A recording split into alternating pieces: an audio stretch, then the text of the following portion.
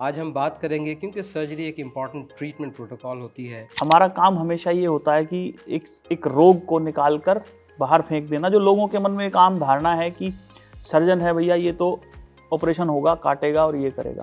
Precision improve हो जाती है, टेक्निकल एडवांसमेंट की वजह कर विजन इम्प्रूव हो जाता है, तो चांसेस है कि ब्लड लॉस कम हो। प्रिसाइज सर्जरी हो तो शायद कॉम्प्लिकेशन कम हो जाए।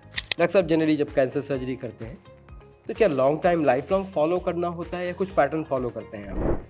नमस्कार, welcome to gastrointestinal surgery podcast episode 4। I am doctor Azhar Parvez, director esophago gastric surgery Medanta, and आज हम बात करने जा रहे हैं जो surgery specifically food pipe cancers के लिए होती है। क्योंकि इससे पहले अपने पॉडकास्ट में हमने बात किया कॉमन सिम्टम्स के बारे में, कैसे इन पेशेंट्स को अप्रोच किया जाए for a common persons understanding and knowledge. आज हम बात करेंगे क्योंकि सर्जरी एक इम्पॉर्टेंट ट्रीटमेंट प्रोटोकॉल होती है जो कॉम्प्लिकेटेड भी होती है। समटाइम बहुत सारे फियर एसोसिएटेड बहुत सारे क्वेश्चंस होते हैं जो पेशेंट्स जानना चाहते हैं ओपीडी में हमारे से। इसी बारे में डिस्कस करने के लिए आज हमने आमंत्रण किया है हमारे बहुत ही क्लोज फ्रेंड डॉक्टर हेमंत अत्रे। नमस्कार sir. He himself is a surgeon and an expert in various cancer treatment, and apart from that, in my recent talk with him in 2 minutes I realized that he is one of the guy जो philanthropic work, social work, blood donations, free camps पे भी बहुत ज़्यादा focus करते हैं। and himself क्योंकि ये cancer surgeons हैं, इनके पास एक वॉल्यूम होती है, तो आज हम ये डिस्कस करना चाहते हैं कि जो कॉमन क्वेश्चंस हैं डॉक्टर साहब जो हमसे पूछा जाता है ओपीडी में कि डॉक्टर साहब कि हमने ये किया तो उसका क्या इम्पैक्ट हमारे शरीर पे पड़ेगा, तो इसी बारे में हम बात करना चाहते हैं। तो शुरू करें डॉक्टर साहब? जी जी sir. Okay doctor Hemant, generally जैसे फूड पाइप कैंसर में ट्रीटमेंट कीमोथेरेपी, सर्जरी, रेडियोथेरेपी एक कॉम्बिनेशन होती है। सिंस वी आर सर्जन तो हमें लगता है हमारी ये जिम्मेदारी है हम अपने मरीजों को बताएं कि सर्जरी जी सर इतना डेंजरस जितना वर्ड है उतना नहीं है। तो जनरली जैसे फूड पाइप कैंसर सर्जरी, जैसे इसोफेगस के पाइप है, स्टमक की पाइप है, तो इसका जनरल प्रिंसिपल या जनरल प्लान क्या होता है? सबसे पहले तो क्योंकि मुझे लगता है हम अपनी जो बात है, इस पॉडकास्ट का जो पर्पस है कि हम अपनी बात को आम जनता तक पहुंचा पाएं, और हम एज ए सर्जन हमारा काम हमेशा ये होता है कि एक रोग को निकाल कर बाहर फेंक देना। जो लोगों के मन में एक आम धारणा है कि सर्जन है भैया, ये तो ऑपरेशन होगा, काटेगा और ये करेगा। बहुत सारे लोगों के मन में एक डर भी होता है, डर है, बहुत मिथ्स हैं। जब हम बचपन में जब हम बड़े हो रहे थे तो आपने देखा होगा सर्जरी का मतलब लोग डर जाते हैं। लेकिन मुझे लगता है कि जैसे जैसे अर्बनाइजेशन हुआ, लोग गांव से शहरों की तरफ भी मूव हुए, टेक्नोलॉजिकल एडवांसमेंट भी सर्जरी में उसी तरीके से हुआ, या हम ये कहें कि जैसे जैसे बड़े सेटअप्स आने शुरू हुए उस तरीके से सर्जरी भी एडवांस होती गई और पेशेंट फ्रेंडली होती गई। और अब जो पहले के मुकाबले मुझे लगता है एज ए सर्जन, अगर आप भी बात करेंगे कि पहले के मुकाबले और आज की डेट में जो सर्जिकल ऑप्शंस हैं कि सर्जरी मतलब अगर मैं अपने घर में भी जाऊं बात करूं तो वो कहते हैं यार आप सर्जन हो, बड़ा कट निकालते हो, आप तो काट के कुछ निकाल लेते हो। परंतु अब मैं जब भी समझाता हूं या कहीं जाता हूं तो क्योंकि हमारा वर्ल्ड मूव किया तो हम भी मूव किया एज ए सर्जन, तो हमारा जो है सबसे पहले ओपन सर्जरी से मिनिमल एसएस पे लेप्रोस्कोपिक, जब 90s में लेप्रोस्कोपी आई बहुत कम लोग करना चालू किए, उसके बाद धीरे धीरे इंडिया में उसको हमने जैसे जैसे करना शुरू किया तो बढ़ावा मिला। उसके बाद धीरे धीरे अब इसोफेगस की अगर हम बात करें या हम स्टमक की बात करें तो लोगों में धारणा है जैसे कि बड़ी छाती खुल जाएगी। सिंपल सा ये मानना है कॉन्सेप्ट है कि अब सर्जरी छोटे होल से हो रही है, रोबोट से बढ़ के की होल। तो अब हर कैंसर वाले ऑप्शन में भी और नॉर्मल सर्जरीज में भी कहीं ना कहीं लोग हम ये कहते हैं ना कि जब सेफ्टी एंड कंफर्ट की तरफ जा रहे हैं। और हो क्या रहा है कि हर आदमी ये सोचता है कि मेरा ऑपरेशन तो हो लेकिन छोटी चीज से हो जाए।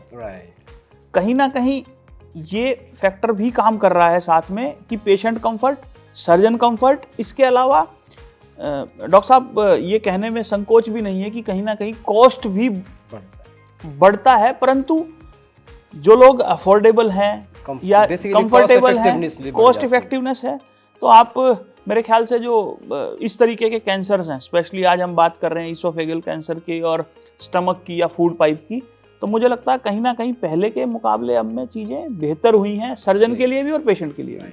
जैसे डॉक्टर हेमंत ने हमें बताया कि कैंसर की बेसिकली अवेयरनेस बढ़ गई है, लोग ट्रीटमेंट के बारे में जानने लगे हैं, ये पेशेंट फ्रेंडली हो गया है, रिकवरी फास्ट हो जाती है। पहले बड़े कट से करते थे, पेन ज़्यादा पेन होता ज़्यादा था, अब छोटे कट से लेप्रोस्कोपिक या रोबोटिक से करते हैं, जिसमें हम नेक्स्ट सेशन में बात करेंगे।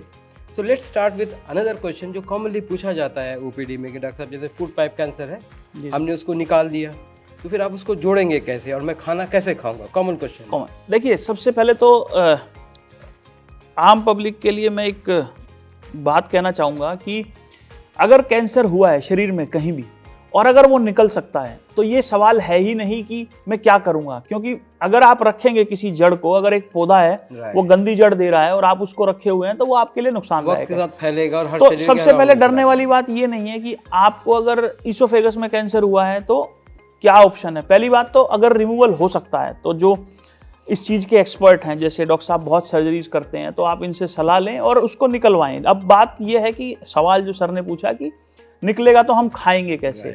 देखिए अगर कोई चीज़ निकलेगी तो स्वाभाविक है कि सर्जन ने उसका कोई दूसरा ऑप्शन भी बनाया होगा। तो इसके बहुत सारे ऑप्शंस हैं, जैसे अंदर से ही पेट को खींच के हम जोड़ देते हैं, पेट को ऊपर स्टमक को ट्यूब बना के उसी को ट्यूब बना देते हैं, अंदर ही अंदर, तो कोई बाहर नहीं दिखता और मुंह से हम खा सकते हैं। और अगर स्टमक नहीं है तो कई जगह आप आंतों को भी रिकंस्ट्रक्ट कर सकते हैं। तो ये बहुत सारे ऑप्शंस हैं और ये मुझे लगता है ये आम पब्लिक को सिर्फ ये समझना चाहिए कि अगर मैं किसी डॉक्टर के पास जा रहा हूं तो विश्वास सबसे बड़ी चीज है, और अगर वो आपका कैंसर निकाल रहा है तो वो कहीं ना कहीं कुछ ना कुछ, अगर हम अपनी हिंदुस्तानी भाषा में कहें, आज हम गुड़गांव में बैठे हैं, तो कोई ना कोई जुगाड़ आपके डॉक्टर ढूंढ के कर ही देंगे, तो घबराए नहीं। तो जैसे डॉक्टर हेमंत ने बताया कि ट्यूमर का हिस्सा निकालना है, उसके आसपास की थोड़ी सी टिश्यू निकालनी है और फूड पाइप को जोड़ना है, और जो फूड पाइप होती है वो शरीर के ऑर्गन से ही क्रिएट किया जाता है और शरीर के उसी जगह पर रखा जाता है जहाँ पहले नेटिव फूड पाइप था।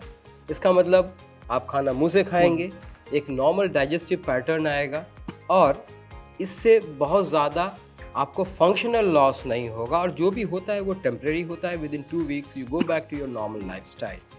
डॉक्टर साहब जैसे आपने बताया कि हमने सर्जरी की, हम खाना नॉर्मल खा सकते हैं, जनरली इस तरह की जो सर्जरियाँ बड़ी होती हैं तो हमें कितने दिन हॉस्पिटल में रुकना पड़ता है, क्या आईसीयू की ज़रूरत पड़ती है इसमें? देखिए डिपेंड करता है सर कि किस तरीके का पेशेंट प्रोफाइल है। अभी क्या है, मार्केट में एक चलन है कि भैया हम हॉस्पिटल गए, हमारे साथ ये हो गया वो हो गया। कोई भी सर्जरी है, सबसे पहली बात तो आप ये समझिए, कोई भी सर्जरी छोटी या बड़ी नहीं होती।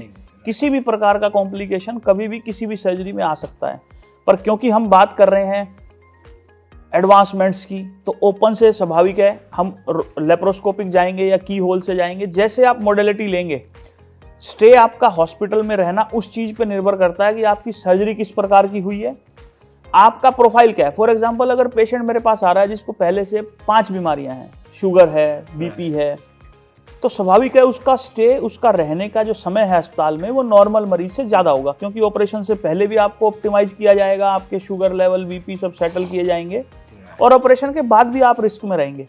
लेकिन अगर संभवतः एक नॉर्मल आम आदमी आ रहा है जिसके पास रिस्क नहीं है, डायबिटिक नहीं है, देखिए हम डॉक्टर्स हैं और हम भी इंसान हैं। हम कहते हैं हमें भगवान ना समझा जाए, हमें इंसान समझा जाए।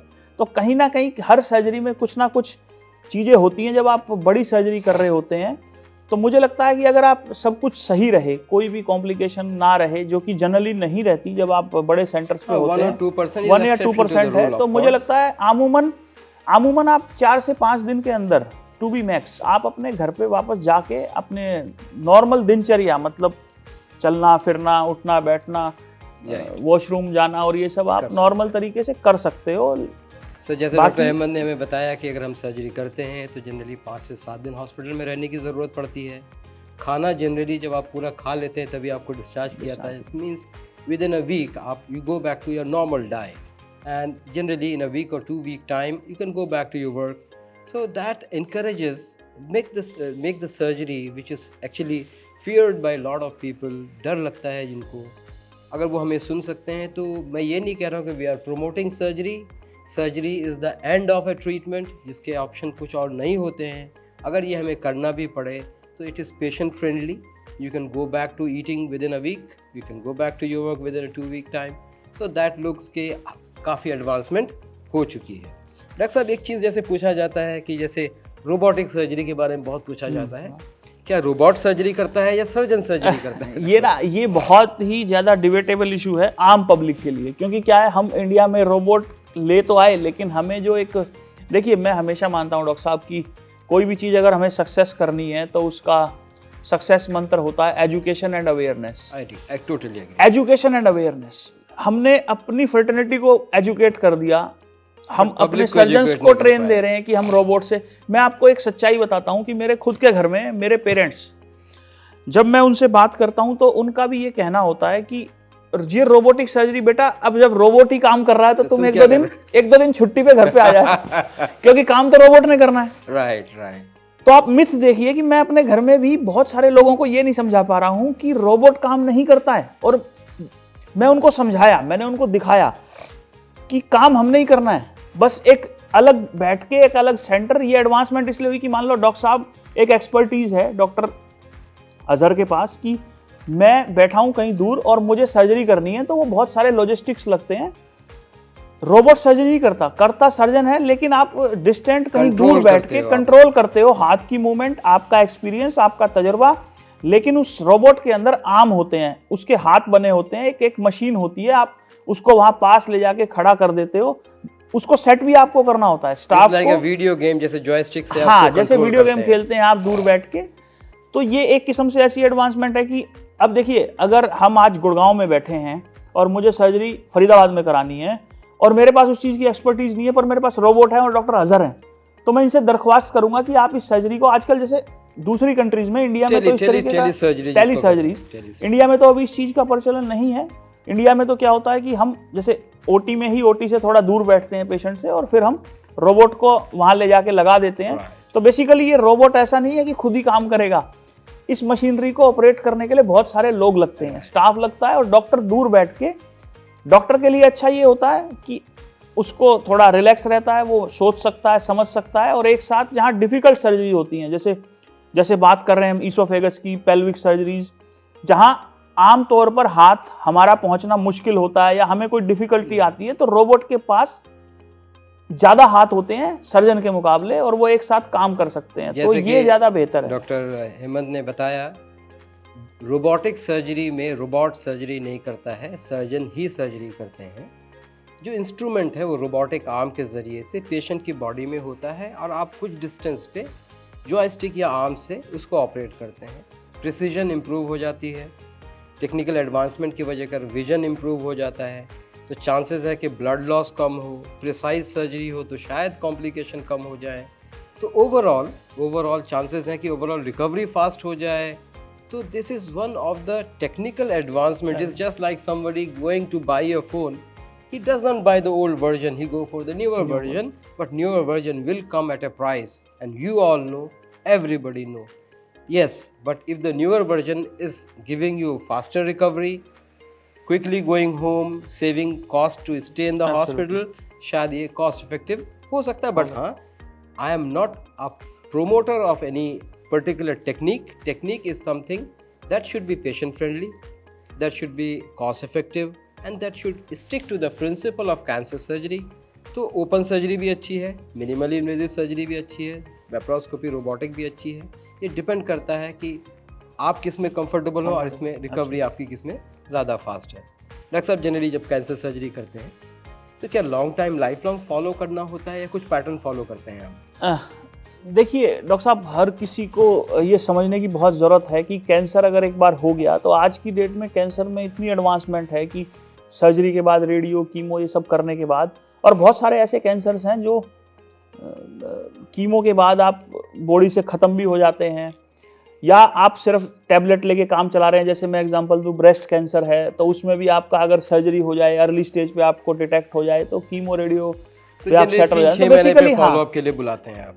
ये लोगों में धारणा है कि बहुत लंबा फॉलोअप करना होगा। आज के एडवांसमेंट के हिसाब से मुझे लगता है कि अगर ये डिपेंड करता है कैंसर की किस स्टेज stage क्या क्या है, है, किस स्टेज का right, कैंसर है। अगर वो ऐसी स्टेज में है जहां आपका बचना भी और फॉलोअप जब मिसमैच हो रहा है, तो मुझे लगता है वो तो लंबा फॉलोअप होता ही है जब आप लास्ट बट स्टेज में जनरली आते हैं। 2 से 5 2 साल की से 5 follow-up साल के चाहिए फॉलोअप, होती है। एक हम एवरेज बात करें तो 2 से 5 साल के फॉलोअप के बाद पेशेंट नॉर्मल अपनी तो रूटीन जैसे लाइफ में डॉक्टर आ अहमद ने जाता है। बताया कि कैंसर फॉलोअप जनरली इंटेंसिवली 2 से 5 साल करना चाहिए, क्योंकि अगर रिकरेंस हम टाइमली डिटेक्ट कर सकते हैं तो शायद इसको ट्रीट करके दोबारा हम इनको क्यूरेटिव ऑप्शन की तरफ ले जा सकते हैं। So these are the few questions that was common question that were asked to surgeons about cancer. So in conclusion, surgery is the end treatment. अगर हम किसी को सर्जरी ऑफर कर रहे हैं क्योंकि there is no other alternative और better alternative, point number 1। Point number 2, surgery के बाद आपकी normal lifestyle majority of time 2 week में अचीव कर लेते हैं। सर्जरी के बाद जनरली आप नॉर्मल खाना खा सकते हैं, you can go back to your work as quickly as possible. Surgery पहले के comparatively become more patient friendly, less complication, shorter stay, minimally invasive surgery, robotic surgery, we have options. After surgery for cancers, we don't have to be visiting doctors whole life, but yes, it is our responsibility together that we should beat the recurrence, find it on time and treat it. In general, cancer more of a mental disease भी है। Mental disease। इस माध्यम के ज़रिए से हमारा सिर्फ intention ये था कि हम आपको बताएं कि we are not offering you surgery, but if you are offered surgery, do not fear. I think we can manage it in a very patient friendly way. This is what actually मैं तो एक बात यही कहना चाहूँगा doctor साहब कि आम पब्लिक को ये समझना चाहिए कि अगर गांव में भी आप कहीं जाएं या शहर में भी जाएं, मुझे लगता है खराब चीज़ अगर शरीर में है तो निकालना तो चाहिए। उसको रख के एज ए सर्जन आप कुछ लाभ नहीं ले रहे हैं, आप नुकसान ही कर रहे हैं। तो जैसा है ना कि अगर आज की डेट में मॉडलिटीज़ आई हैं तो आपको उसका फ़ायदा लेना चाहिए। सर्जरी एक मेंटल ब्लॉक और मेंटल डिलेमा है कि मुझे कैंसर हो गया, अब क्या होगा। अब लोगों में एक धारणा है कि कैंसर हो गया तो मैं मर गया। तो एजुकेशन अवेयरनेस जैसे जो ये इस तरीके के पॉडकास्ट हो रहे हैं, मैं आपकी पूरी टीम को बधाई दूंगा कि लोगों में एक अवेयरनेस जाए कि भाई ऐसा हो सकता है और ये ऑप्शंस हैं। तो मुझे लगता है लोगों में एक अवेयरनेस की बहुत ज़्यादा ज़रूरत है। और एक नटशेल में माध्यम भी है। नटशेल में अगर कोई ख़राब चीज़ है, जैसे हम आप भी रहे होंगे, बड़े जो बुजुर्ग लोग रहे या पहले भी जो लोग रहे गांव में या कहीं भी, वो ये कहते थे भाई अगर खराब चीज़ है उसको काट के निकालो, चाहे वो खेत में है चाहे वो घर में है। अगर खराब व्यक्ति गांव में है तो पंचायत उसको निकाल देती थी। तो मुझे लगता है ये सर्जन की जो पंचायत है उनका यही कहना है कि भाई अगर खराब चीज़ है, पेट में है, इसोफेगस में है, शरीर में कहीं भी है, उसको काट के निकालो अगर इंडिकेटेड है तो। So it was wonderful talking to Dr. Hemant. Dr. Hemant, thank you very much for coming to our podcast. Basic purpose यही है to create patient awareness, and जब हम awareness करते हैं तो हमारे अंदर भी एक inner awareness आती है कि we should do our justice to what we offer to you. So thank you Dr. Hemant. Thank you sir. To joining us in our GI surgery podcast, where the purpose is to create patient awareness about some commonly asked questions in cancer treatment. And जब हम किसी को aware करने के लिए कुछ बनाते हैं तो हमारी भी एक नैतिक जिम्मेदारी हो जाती है कि हम भी रिस्पॉन्सिबली ट्रीटमेंट को पुट फॉरवर्ड करें। Thank you very much for coming out of your busy time and talking to us. Thank you doctor Hemant, thank you very much.